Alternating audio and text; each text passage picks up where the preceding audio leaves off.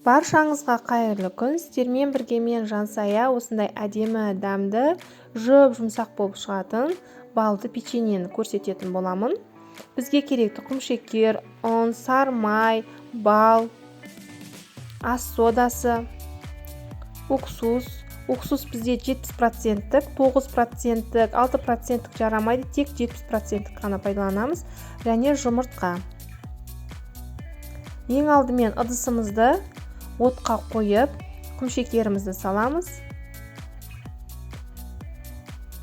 Үстінен балымызды саламыз.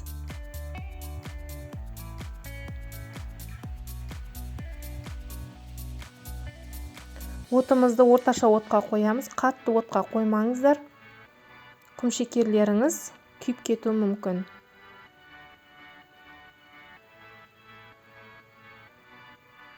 Ерген кезде осылай қозғап отырамыз.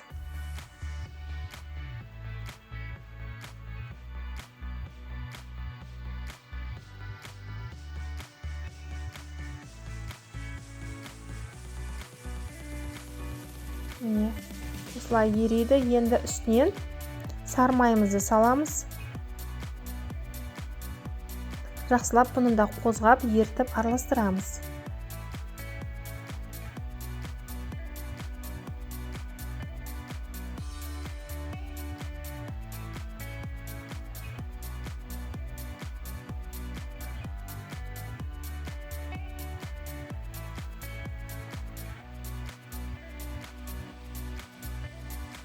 Ертіп алдық. Енді ас содамыздың үстінен уксус тамызып, описание қалдырып кетемін грамын. Қасықпен араластырып жібереміз. Бұны да құямыз.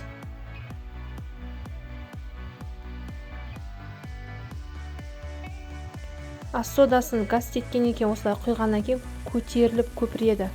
Отта тұрғаннан кейін. Орташа отқа қоямыз, қатты отқа қоймаңыздар. Күйіп кетеді. Міне, алғаннан кейін, ыдысымыз ыстық болғаннан кейін, түсі қоңырлана бастайды.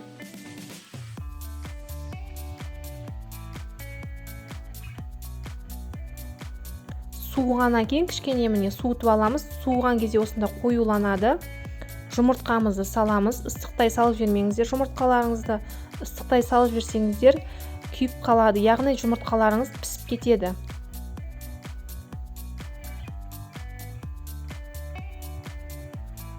Осылай жұмыртқаны салып, тез жақсылап, бір келкі араласқанша араластырамыз.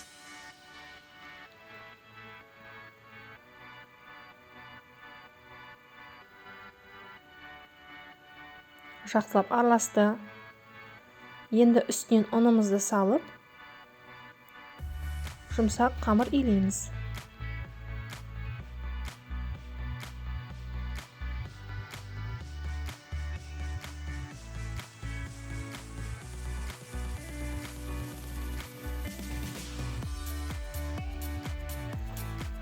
Қамырымыз осындай жұмсақ болады. Себебі біздің тестамыз жылы. Қазір енді дастарханымызға осындай ұн сеуіп, тестамызды кішкене 1-2 аунатамыз. Тестамыз кішкене салқындаған кезде қолға жабысуы басылады.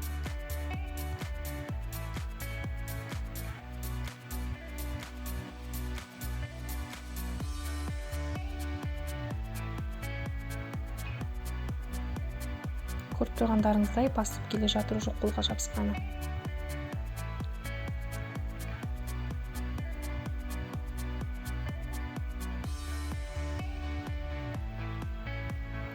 Біздің қамырымыз дайын болды. Осындай жұмсақ қамыр болады, көріп тұрғандарыңыздай.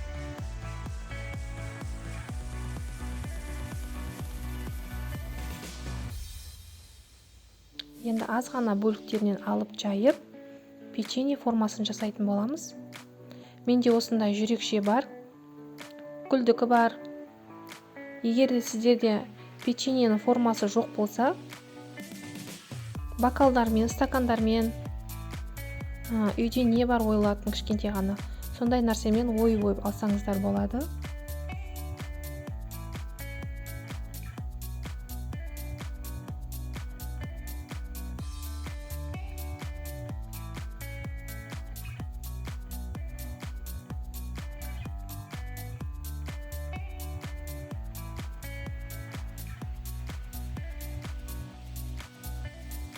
170 градуста 7-8 минутта осындай әдемі болып пісіп шығады.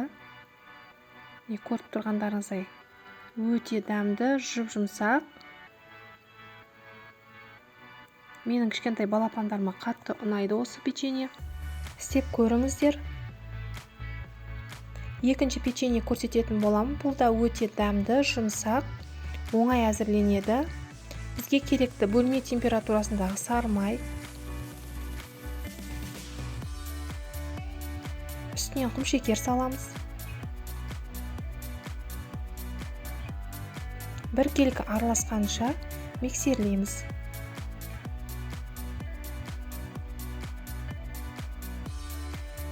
Араластырып алдық. Енді үстінен жұмыртқамызды саламыз. Тағы да араластырамыз.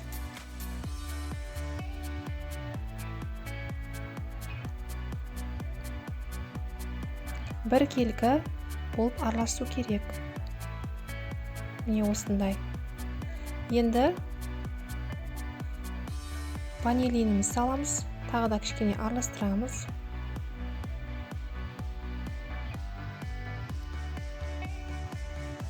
Міне осындай болады. Қосқышымызды саламыз. Лопаткамен араластырамыз. Күрекшемен.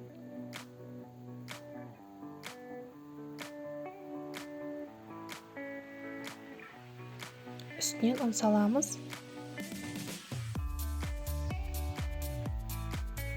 Күрекшенің көмегімен араластырамыз.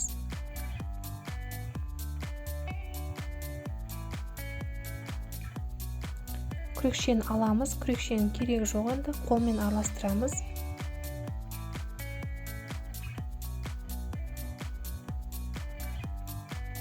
Осындай жұмсақ қамыр болады бізде. Қолға жабыспайтындай болады осындай. Домалақтап қоя береміз.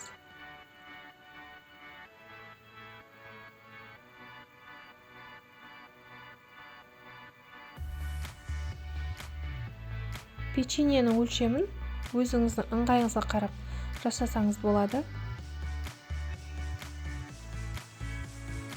Барлығын осылай домалақтап аламыз. Енді бізге құмшекер және жұмыртқаның ағы керек болады.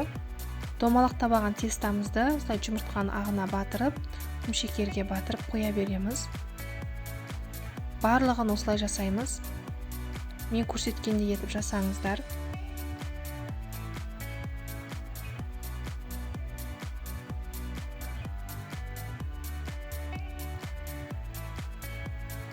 Барлығын жасап алдық. Қызып тұрған пеште 180 градуста 15-20 минутта осындай әдемі болып пісіп шығады. Көріп тұрғандарыңыздай. Жаңағы құмшекермен жұмыртқаның ағына батырып алған соң осындай жылтырап әдемі болып піседі. Өте жұмсақ, тез дайын болады. Істеп көріңіздер. Қоңыраушаны басып қойды ұмытпаңыздар тіркеліп. Мен сіздерге енді 3-ші печеньені көрсететін боламын. Өте әдемі бұл да. Дәмді, дастарханға қойсаңыз сәнді көрінеді. Бізге керекті 2 дана жұмыртқа. Үстінен құмшекер саламыз. Миксерлейміз. Аппақ боп 1 келкі араласып көтерілгенше осындай болып. Енді үстінен қаймағымызды саламыз. Бөлме температурасындағы сары майымызды саламыз. Қопсытқышымызды саламыз. Араластырамыз. 1 келкі араласқанша. Араластырып алдық. Енді үстінен ұнымызды саламыз.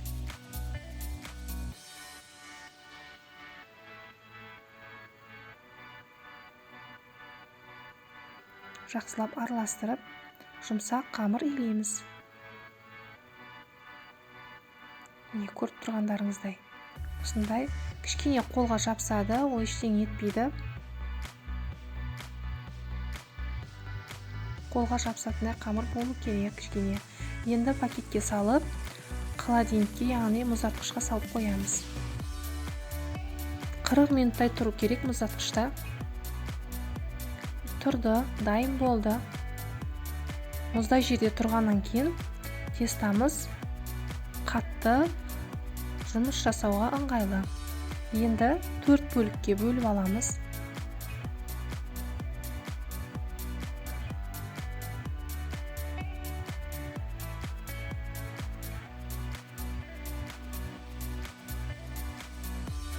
«30 граммнан аламыз. Домалақтап, кішкене ғана сопақша етіп қоя береміз барлығын. Арасын кішкене алшақтау етіп пісіреміз, себебі жабысқаса печеньеміз дұрыс шықпай қалады. Печеньем піскеннен кейін осылай астын кішкене ғана ойып аламыз. Қаттырақ ойып жібермеңіздер, кішкене ғана алсаңыздар болады.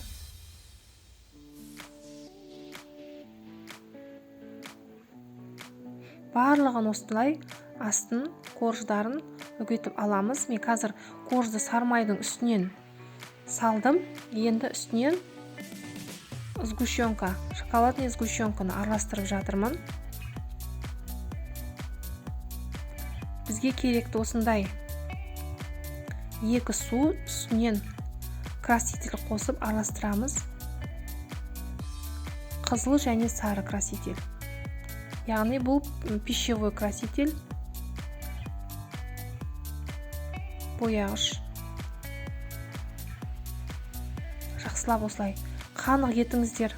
Бояуларыңыз қанық болмаса тағы да қосыңыздар. Жаңағы істеп алған начинкамызды печеньенің ортасына салып алдық. Бір-біріне біріктіріп жабыстырып, осылай бояуға батырып аламыз.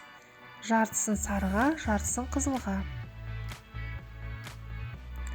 Одан соң құмшекерге осылай батырып аламыз. Барлық печеньемізді осылай жартысын қызылға, жартысын сарыға батырып алып, құмшекерге аунатып қойып қоя береміз. Міне біздің шабдалы печеньеміз дайын болды. Істеп көріңіздер, өте дәмді. Бір жеген кезде уже аузыңыздан дәмі кетпей қалады. Дастарханға қойғанда да сәнді. Тіркеліп қоңыраушаны басып қойып ұмытпаңыздар. Мен сіздерге енді 4-ші печеньені көрсетемін. Бұл қызыл барқыт печеньесі өте дәмді. Дастарханға қойсаңыз сәнді көрінеді. Бізге керекті бөлме температурасындағы сары май. Үстінен құмшекер саламыз. Біркелкі араласқанша араластырамыз. Яғни миксерлеп аламыз. Араластырып алдық. Үстінен 2 дана жұмыртқамызды салып, тағы да араластырамыз.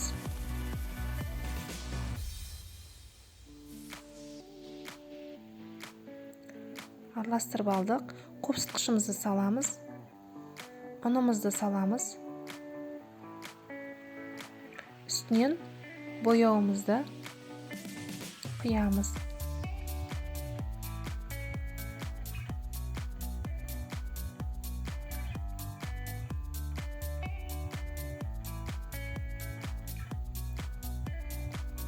Араластырып аламыз.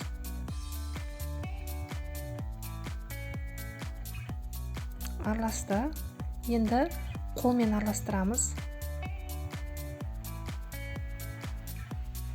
Міне осында жұмсақ болады. Қолмен араластырған кезде уже бірігіп қамырларымыз. Егер қамырыңыздың түсі осылай қызыл болып шықпаса, тағы да кішкене ғана бояу қосып жіберіңіздер. Осылай домалақтап қойып шығамыз.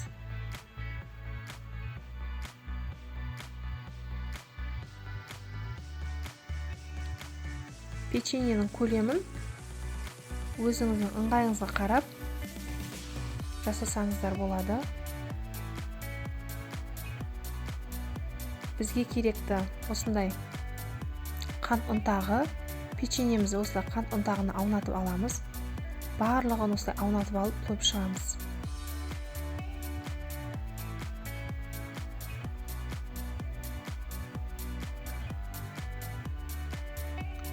піскен кезде трещина болып пісіп шығады, яғни жарылып осылай болып пісіп шығады. Көріп тұрғандарыңызға оңай әзірленеді, өте дәмді, жұмсақ печенье. Видеом ұнаса, лайк, комментарий қалдыруды ұмытпаңыздар, тіркеліп, қоңыраушаны басып қойыңыздар. Менің басқа да салған рецепттерімді жіберіп алмас үшін